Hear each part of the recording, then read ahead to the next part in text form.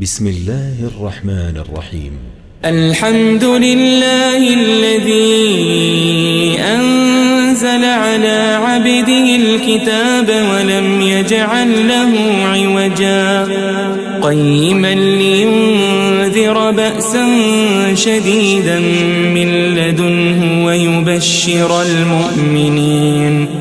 ويبشر المؤمنين الذين يعملون الصالحات أن لهم أجرا حسنا ماكثين فيه أبدا وينذر الذين قالوا اتخذ الله ولدا ما لهم به من علم ولا لآبائهم كبرت كلمة تخرج من أفواههم إن يقولون إلا كذبا فلعلك باخع نفسك على آثارهم إن لم يؤمنوا بهذا الحديث أسفا إنا جعلنا ما على الأرض زينة لها لنبلوهم أيهم أحسن عملا وإنا لجاعلون ما عليها صعيدا جرزا أم حسبت أن أصحاب الكهف والرقيم كانوا من آياتنا عجبا إذ أوى الفتية إلى الكهف فقالوا ربنا آتنا من لدنك رحمة وهيئ لنا من أمرنا رشدا فضربنا على آذانهم في الكهف سنين عددا ثم بعثناهم لنعلم أي الحزبين أحصى لما لبثوا أمدا نحن نقص عليك نبأهم بالحق إنهم فتية آمنوا بربهم وزدناهم هدى وربطنا على قلوبهم إذ قاموا فقالوا ربنا رب السماوات والأرض لن ندعو من دونه إلها لقد قلنا إذا شططا هؤلاء قومنا اتخذوا من دونه آلهة لولا يأتون عليهم بسلطان بين فمن أظلم ممن افترى على الله كذبا وإذ اعتزلتموهم وما يعبدون إلا الله فأووا إلى الكهف ينشر لكم ربكم من رحمته ويهيئ لكم من أمركم مرفقا وترى الشمس إذا طلعت تزاور عن كهفهم ذات اليمين وإذا غربت تقرضهم ذات الشمال وهم في فجوة منه ذلك من آيات الله من يهد الله فهو المهتد ومن يضلل فلن تجد له وليا مرشدا وتحسبهم أيقاظا وهم رقود ونقلبهم ذات اليمين وذات الشمال وكلبهم باسط ذراعيه بالوصيد لو اطلعت عليهم لوليت منهم فرارا ولملئت منهم رعبا وكذلك بعثناهم ليتساءلوا بينهم قال قائل منهم كم لبثتم قالوا لبثنا يوما أو بعض يوم قالوا ربكم أعلم بما لبثتم فابعثوا أحدكم بورقكم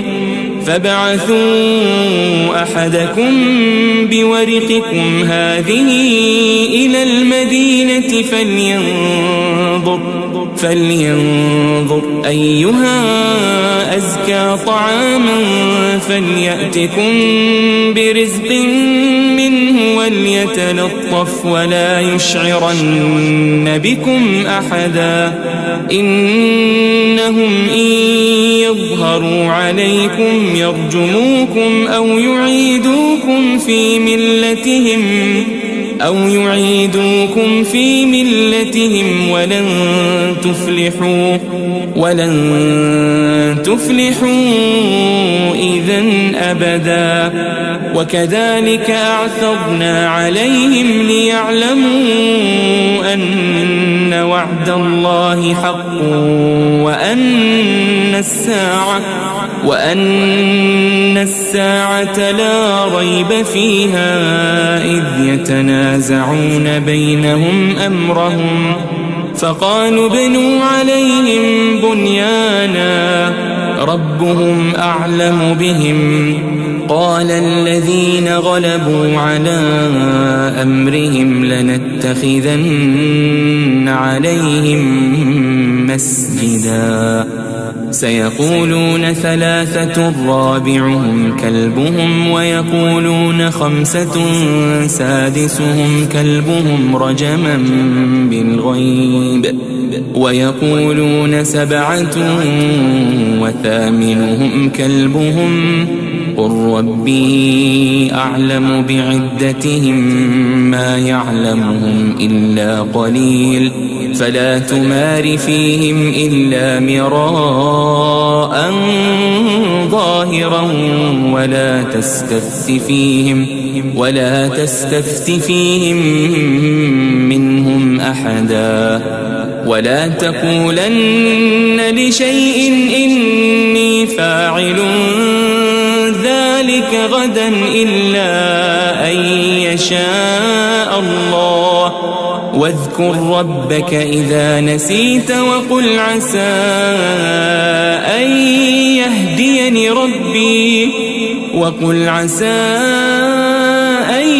يهديني ربي لأقرب من هذا رشدا ولبثوا في كهفهم 300 سنين وازدادوا 9 قل الله أعلم بما لبثوا له غيب السماوات والأرض أبصر به وأسمع ما لهم من دونه من ولي ولا يشرك في حكمه أحدا واتل ما أوحي إليك من كتاب ربك لا مبدل لكلماته ولن تجد من دونه ملتحدا واصبر نفسك مع الذين يدعون ربهم بالغداة والعشي يريدون وجهه ولا تعد عيناك عنهم تريد زينة الحياة الدنيا ولا تطع من أغفلنا قلبه عن ذكرنا واتبع هواه وكان أمره فرطا وقل الحق من ربكم فمن شاء فليؤمن ومن شاء فليكفر إنا أعتدنا للظالمين نارا أحاط بهم سرادقها وإن يستغيثوا يغاثوا بماء كالمهل يشوي الوجوه بئس الشراب وساءت مرتفقا إن الذين آمنوا وعملوا الصالحات إنا لا نضيع أجر من أحسن عملا أولئك أولئك لهم جنات عدن تجري من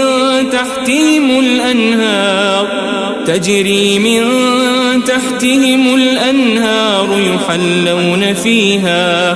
يحلون فيها من أساور من ذهب ويلبسون ثيابا خضرا من سندس وإستبرق متكئين فيها على الأرائك نعم الثواب وحسنت مرتفقا. واضرب لهم مثل الرجلين جعلنا لأحدهما جنتين من أعناب وحففناهما بنخل وجعلنا بينهما زرعا كلتا الجنتين آتت أكلها ولم تظلم منه شيئا وفجرنا خلالهما نهرا وكان له ثمر فقال لصاحبه وهو يحاوره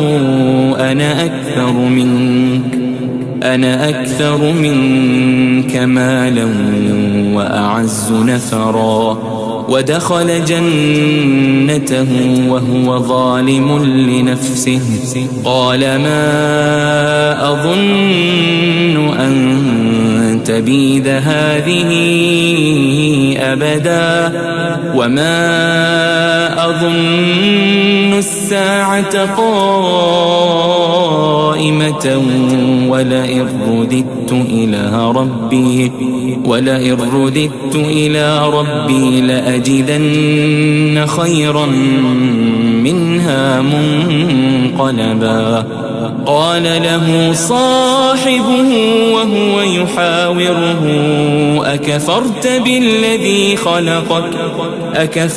بالذي خلقك من تراب ثم من نطفة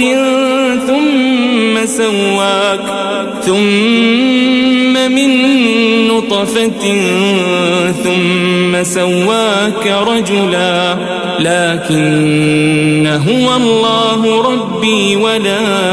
أشرك بربي أحدا. ولولا إذ دخلت جنتك قلت ما شاء الله لا قوة إلا بالله إن ترني أنا أقل منك مالا وولدا فعسى ربي أن يؤتيني خيرا من جنتك ويرسل عليها حسبانا من السماء فتصبح صعيدا زلقا أو يصبح ماؤها غورا فلن تستطيع له طلبا. وأحيط بثمره فأصبح يقلب كفيه على ما أنفق فيها وهي خاوية على عروشها ويقول يا ليتني لم أشرك بربي أحدا. ولم تكن له فئة ينصرونه من دون الله وما كان منتصرا. هنالك الولاية لله الحق هو خير ثوابا وخير عقبا. واضرب لهم مثل الحياة الدنيا كماء أنزلناه من السماء فاختلط به نبات الأرض فأصبح هشيما تذروه الرياح وكان الله على كل شيء مقتدرا. المال والبنون زينة الحياة الدنيا والباقيات الصالحات خير عند ربك ثوابا وخير أملا ويوم نسير الجبال وترى الأرض بارزة وحشرناهم فلم نغادر منهم أحدا وعرضوا على ربك صفا لقد جئتمونا كما خلقناكم أول مرة بل زعمتم أن لن نجعل لكم موعدا ووضع الكتاب فترى المجرمين مشفقين مما فيه ويقولون يا ويلتنا ما لهذا الكتاب لا يغادر صغيرة ولا كبيرة إلا أحصاها ووجدوا ما عملوا حاضرا ولا يظلم ربك أحدا وإذ قلنا للملائكة اسجدوا لآدم فسجدوا إلا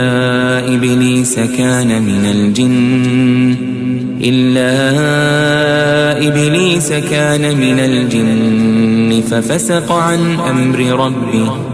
أفتتخذونه وذريته أولياء من دوني وهم لكم عدو بئس للظالمين بدلا ما أشهدتهم خلق السماوات والأرض ولا خلق أنفسهم وما كنت متخذ المضلين عضدا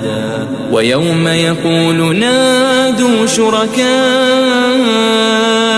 الذين زعمتم فدعوهم فلم يستجيبوا لهم وجعلنا بينهم موبقا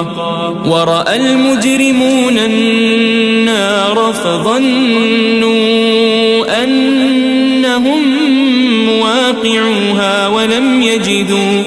ولم يجدوا عنها مصرفا ولقد صرفنا في هذا القرآن للناس من كل مثل وكان الإنسان أكثر شيء جدلا وما منع الناس أن يؤمنوا إذ جاءهم الهدى ويستغفروا ربهم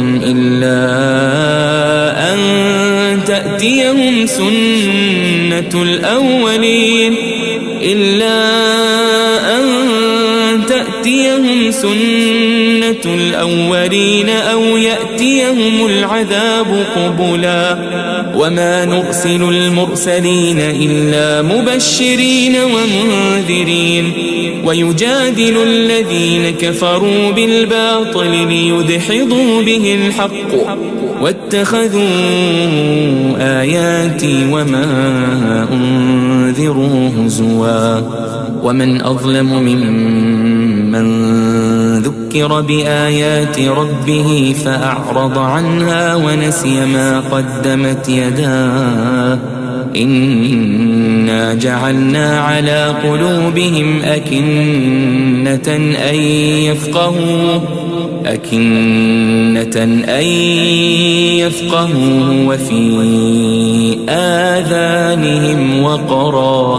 وإن تدعهم إلى الهدى فلن يهتدوا إذن أبدا وربك الغفور ذو الرحمة لو يؤاخذهم بما كسبوا لعجل لهم العذاب بل لهم موعد لن يجدوا من دونه موئلا وتلك القرى أهلكناهم لما ما ظلموا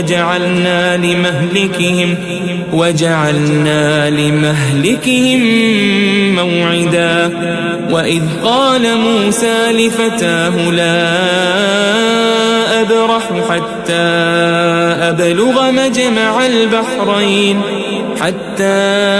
أبلغ مجمع البحرين أو أمضي حقبا. فلما بلغا مجمع بينهما نسيا حوتهما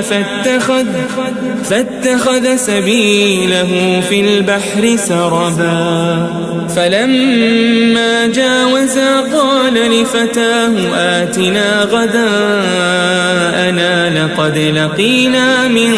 سفرنا هذا نصبا. قال أرأيت إذ أوينا إلى الصخرة فإني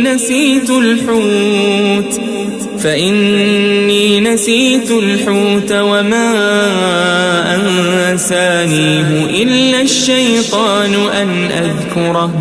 واتخذ سبيله في البحر عجبا. قال ذلك ما كنا نبغي فارتدا على آثارهما قصصا. فوجدا عبدا من عبادنا آتيناه رحمة من عندنا وعلمناه من لدنا علما. قال له موسى هل أتبعك على أن تعلمني مما علمت رشدا. قال إنك لن تستطيع معي صبرا وكيف تصبر على ما لم تحط به خبرا. قال ستجدني إن شاء الله صابرا ولا أعصي لك أمرا. قال فإن اتبعتني فلا تسألني عن شيء حتى أحدث لك منه ذكرا. فانطلقا حتى إذا ركبا في السفينة خرقها قال أخرقتها لتغرق أهلها لقد جئت شيئا إمرا. قال ألم أقل إنك لن تستطيع معي صبرا. قال لا تؤاخذني بما نسيت ولا ترهقني من أمري عسرا. فانطلقا حتى إذا لقيا غلاما فقتله.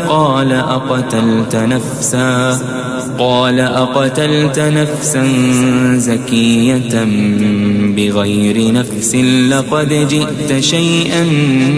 نكرا. قال ألم أقل لك إنك لن تستطيع معي صبرا. قال إن سألتك عن شيء بعدها فلا تصاحبني قد بلغت من لدني عذرا. فانطلقا حتى إذا أتيا أهل قرية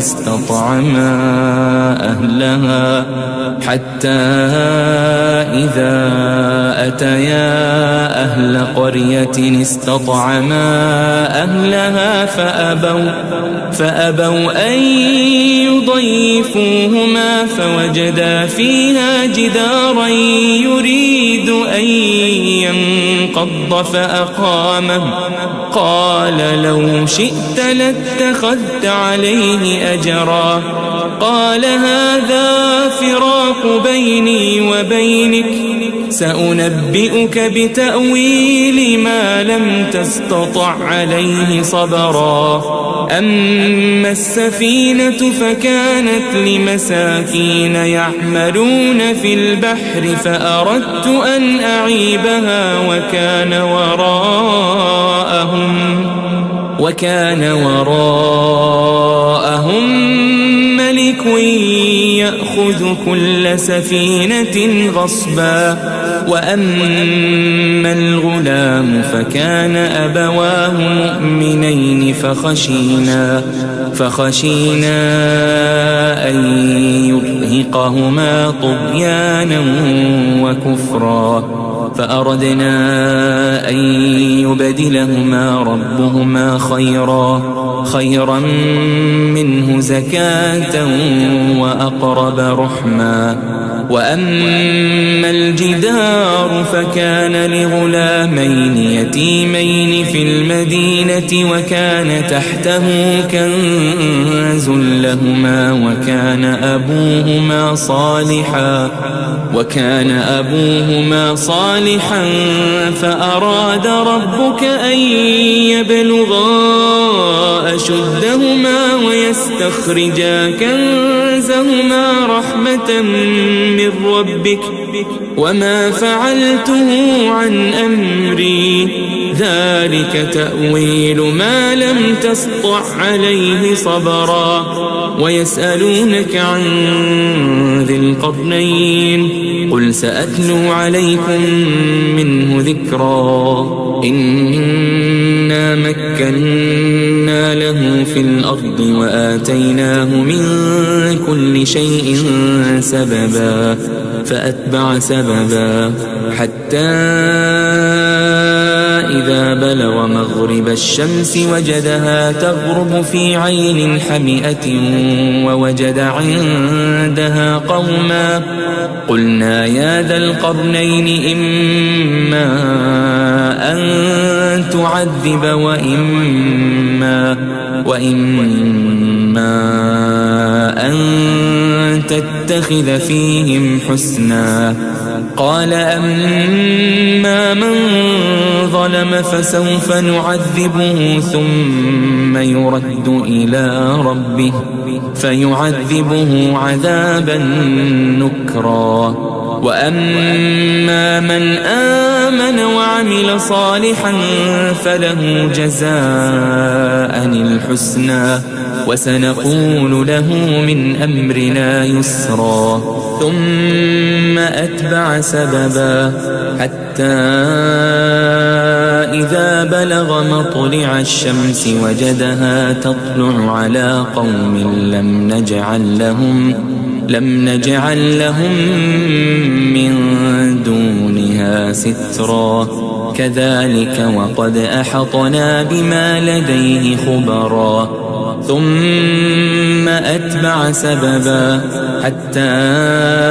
إذا بلغ بين السدين وجد من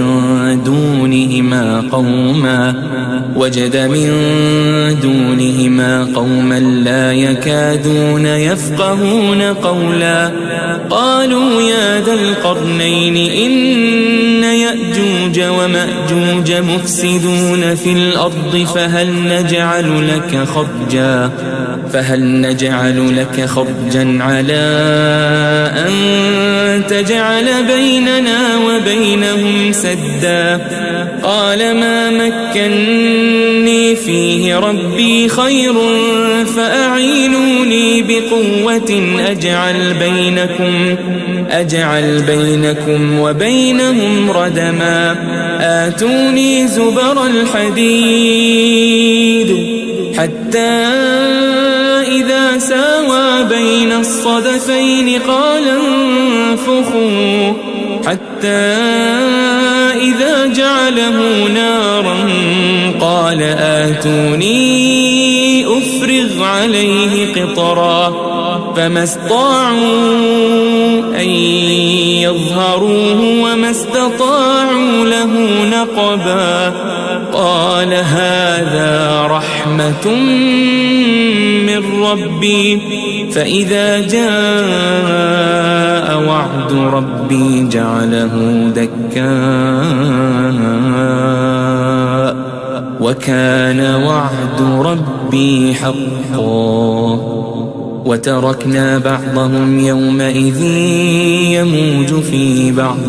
ونفخ في الصور فجمعناهم جمعا وعرضنا جهنم يومئذ للكافرين عرضا الذين كانت أعينهم في غطاء عن ذكري وكانوا لا يستطيعون سمعا أفحسب الذين كفروا أن يتخذوا عبادي من دوني أولياء إنا أعتدنا جهنم للكافرين نزلا قل هل ننبئكم بالأخسرين أعمالا الذين ضل سعيهم في الحياة الدنيا وهم يحسبون أنهم يحسنون صنعا أولئك الذين كفروا بآيات ربهم ولقائه فحبطت أعمالهم فلا نقيم لهم يوم القيامة وزنا ذلك جزاؤهم جهنم بما كفروا واتخذوا آياتي ورسلي هزوا إن الذين آمنوا وعملوا الصالحات كانت لهم جنات الفردوس نزلا خالدين فيها لا يبغون عنها حولا قل لو كان البحر مدادا لكلمات ربي لنفد البحر قبل أن تنفد كلمات ربي ولو جئنا بمثله مددا قل إنما أنا بشر مثلكم يوحى إلي أنما إلهكم إله واحد فمن كان يرجو لقاء ربه فليعمل عملا صالحا ولا يشرك بعبادة ربه